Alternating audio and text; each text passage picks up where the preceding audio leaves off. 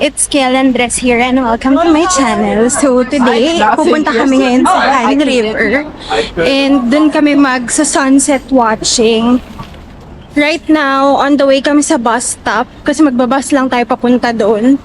And papakita namin sa inyo kung ano bang meron sa Han River and kung anong pwedeng mga gawin. And itutour namin kayo doon basically. So, let's go! As you can see guys, ano pa lang, 7 PM na. Pero ang taas pa ng araw, 'di ba? So, I think we're just in time para pumunta sa Han River for sunset. And I'm expecting na medyo maraming tao kasi it's really a sunset spot.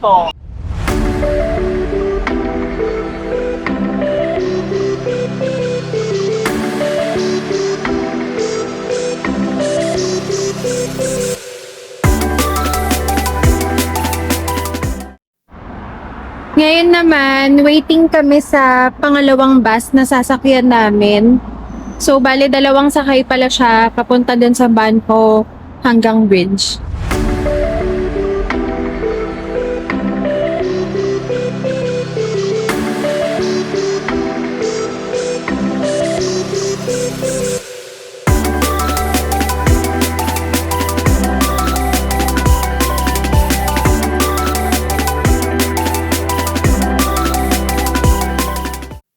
Andito na tayo!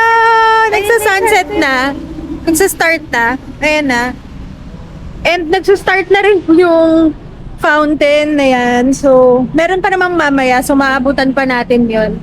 So, we're here! I guess ito muna yung una nating i-explore rather than this side na may show na fountain show na ganyan. Parang mas maganda kasi to mamayang gabi kapag madilim na. So, kasi may ilaw yan later. So, mamaya na yan. Ito muna yung explore natin. Kasi nandito rin yung sunset eh. Diba, lagi lang natin tong napapanood sa mga drama, sa mga vlog. Ngayon, nandito na tayo. Ang saya. Parang gusto ko uminom. Iinom ba tayo? Pwede. Inom tayo. Parang masarap uminom. Tsaka hindi mainit. Yung hangin, hindi siya mainit sa feeling. Ganon.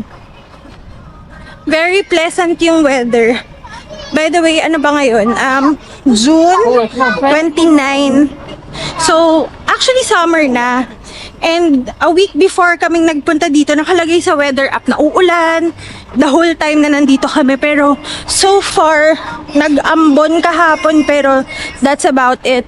Tapos today, hindi rin umulan. We're very thankful na maganda yung weather. And hindi rin siya sobrang init. Hindi siya yung ina-expect ko na init dito sa Seoul. Which is good, actually. Grabe, ang ganda ng sunset.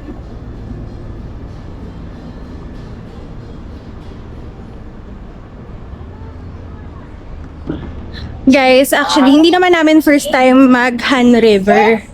And maraming spots dito sa Han River. Sobrang lawak niya, sobrang laki niya. And napansin ko dito sa Banpo hanggang bridge, hindi siya chaotic. So, dun sa Yeouido, which is medyo malayo na yun from here, super daming tao nun, guys. Dito hindi masyado. So, akala ko noon, pag sinabing Han River, iisang spot lang yon, pero maraming spots pala siya. So, ayun, etong Banpo area, hindi siya chaotic, which is really good, in my opinion. Pero you could also try going sa Yeouido kung gusto niyo ng matao.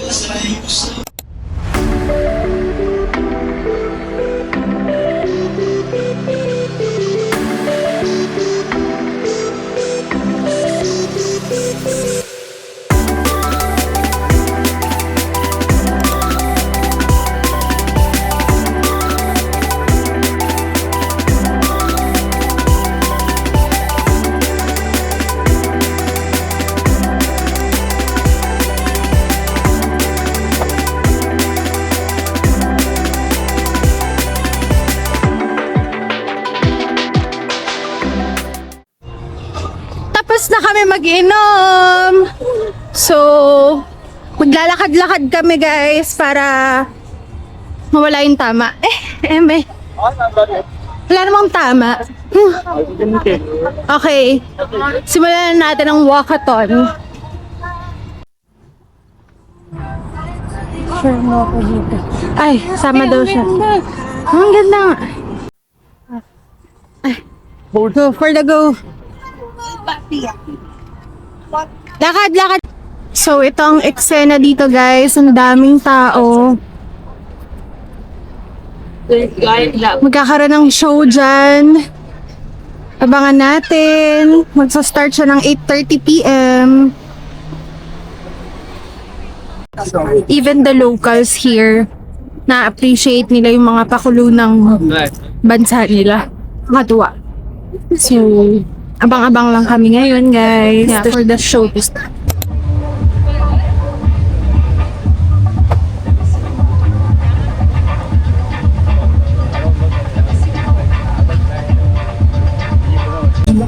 Pupuntahan na namin yun.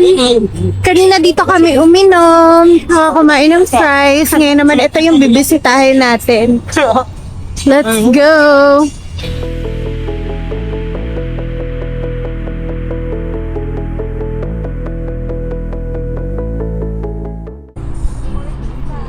Tignan na lang natin kung magkano to kahit hindi tayo magaganyan. Magkano? 35. 6-seater. Pati yung operation hours nila nandyan lang. So, mas sulit kung oo, kung marami kayo dun sa 6-seater tsaka 8-seater. Kung mapupuno nyo yun, edi mas okay, marami kayo maghahati-hati. And here naman, meron silang coffee shop, tong Cafe Dolce. And then merong GS25. Tingnan natin doon banda. Meron kasi pang nakalagay dyan, Marina Park. So, let's see. Ang cute nila, oh. It's a family and barkada, activity. Nice.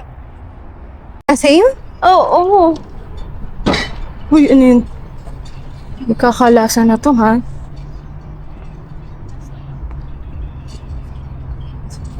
Ang ganda guys, oh. Kahit gabi na, ang ganda pa rin ang view.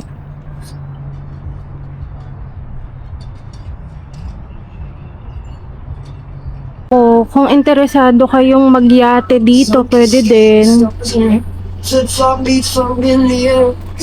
Yan, may mga tour din sila. Pause nyo na lang yung video para may idea kayo kung magkano.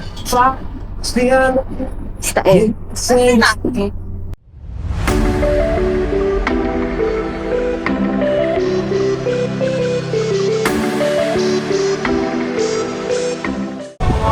So guys, kung familiar kayo sa Itaewon Class, sa Our Unwritten Soul, ayan, dito yan mga naganap sa Banpo hanggang Park. So, ayan siya guys. Actually, pauwi na dapat kami. Pero, yung way namin pauwi, madadaanan tong part ng Itaewon na filming location ng Itaewon Class. Yung bridge na laging tinatambayan ni Park Seo-joon. Pupuntahan natin, dadaanan na natin. So, let's go. Medyo kinabahan kami kasi hagdanan. Medyo pagod na kami, pero ayan, may elevator pala. So, utilize na natin to. Mag-elevator na lang tayo paakyat. And may mga tao may mga nagpipicture-picture din. At naka-aircon ang elevator and there, meron ding alcohol. Alcohol na rin tayo. Let's go. Nandito na tayo. Tapos may view ng Namsan Tower. Ang bongga. Oh my God! Oh my God! Hi!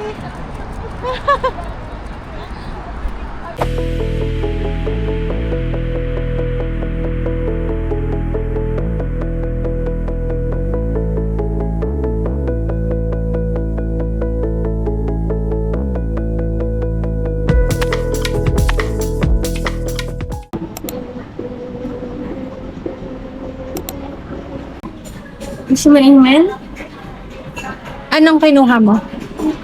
Chilso. Share na lang tayo. First time namin dito sa Hanam Pig. Super sikat siya na samgyeopsal chain or Korean barbecue chain dito sa Korea. So, let's try it! And malapit lang din to sa hotel namin. So, before we go home, kakain muna kami.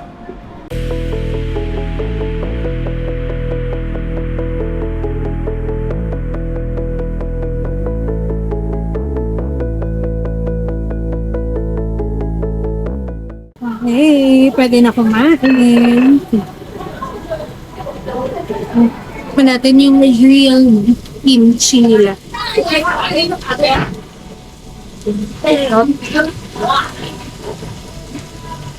Nilagyan niya pa kasi ng sesame oil. Tignan natin kung ano.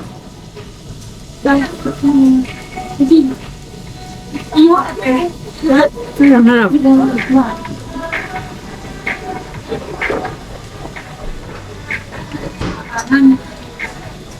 Ang sarap ng grilled kimchi. Ngayon ko lang siya natikman ng may sesame oil.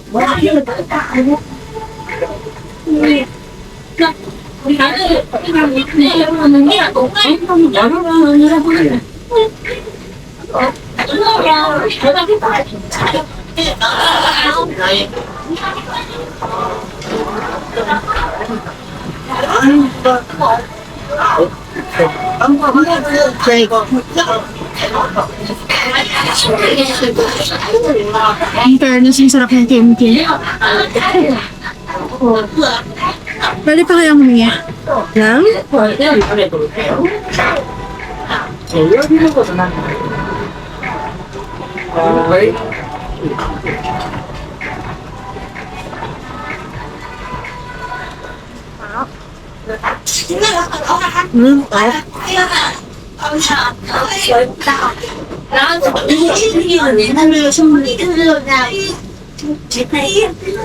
Alam niyo, iba talaga lasa ng pork dito sa Korea.